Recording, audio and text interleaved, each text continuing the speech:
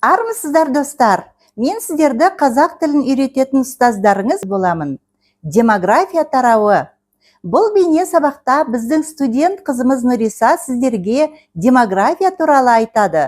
Түркістан облысының халық саны 2024 жылы 2 миллионнан астам адамды құрады.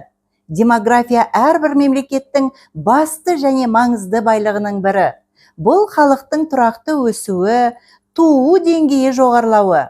Елдің болашағының жарқын болуы демографияға тікелей байланысты. Бұл ерекшеліктер алдымен ұлттық, мәдени, дәстүр, өндіріс, географиялық орта сынды бірқатар себептермен сипатталады. Фильмді мұқият қарап, одан әрі грамматиканы зерттейміз.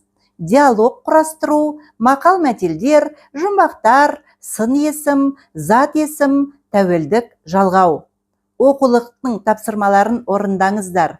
Рахмет.